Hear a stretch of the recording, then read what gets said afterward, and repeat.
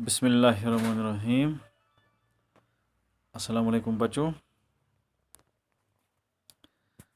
یہ دوسری جماعت کی اردو کی کتاب ہے۔ آج کا جو سبق ہم پڑھیں گے ٹرم 2 کا ہم پڑھیں گے تندرستی ہزار نعمت ہے۔ تندرستی ہزار نعمت ہے۔ بچوں آپ اس کے الفاظ لکھیے، الفاظوں کا معنی بھی سنیے۔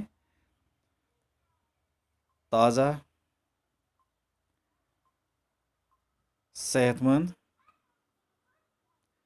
مقوی، حفاظت۔ بالکل جو تازہ ہو، تار و تازہ جو ہو، سر سبز جو ہو، تازہ ہو، بالکل نیا جو ہو، صحت مند، جس کی صحت اچھی ہو بچوں، مقوی وہ غذا جس میں طاقت ہو، حفاظت محفوظ رہنا، تندرستی ہزار نعمت۔ دوسری جماعت کے بچے ہیں آپ۔ تندرستی ہزار نعمت ہے، یعنی ہزار نعمتوں سے بہتر ہے انسان کا صحت مند رہنا۔ تندرست اور صحت مند جسم کے لیے تازہ ہوا چاہیے۔ دیکھیے یہ بچہ تندرست ہے، صحت مند بچہ ہے۔ تندرست رہنے کے لیے، صحت مند رہنے کے لیے، صحت مند ہونے کے لیے، ہر جسم کے لیے تازہ ہوا کا ہونا ضروری ہے۔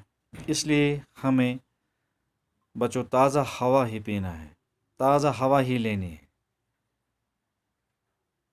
صاف پانی پینا چاہیے۔ آپ دیکھیے صاف پانی پینا چاہیے، صاف پانی پینا چاہیے۔ دیکھیے یہ نل کا ہے، نل سے جو پانی آ رہا ہے یہ صاف پانی ہے۔ ہمیں صحت مند رہنے کے لیے یہی صاف پانی پینا چاہیے بچوں۔ تازہ ہوا ہمیں پیڑ پودوں سے میسر ہوتا ہے، لہٰذا تندرست رہنے کے لیے ہر بچے کے لیے، ہر زندہ رہنے والے شے کے لیے، خاص کر ہم انسانوں کے لیے تازہ ہوا کا ہونا ضروری ہے اور صاف پانی پینا چاہیے۔ مقوی غذا چاہیے۔ مقوی غذا وہ غذا جس میں طاقت ہو، جس میں سارے وہ جز موجود ہو جو ایک اچھے صحت کے لیے، اچھے جسم کے لیے ہونا ضروری ہے۔ باقی رہا ہوا کو صاف رکھنے کے لیے درختوں کی حفاظت کرنا ضروری ہے۔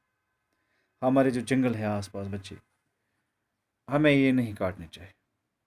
ہمیں زیادہ سے زیادہ پیڑ لگانے چاہیے اور پیڑ اگانے چاہیے، تاکہ ہمیں سب سے زیادہ صاف اور ہوا پانی ملے۔ کیونکہ بچوں یہ دوسری جماعت کا سبق ہے، ہم یہ یاد رکھیں گے کہ ہم نے آج کیا پڑھا ہے۔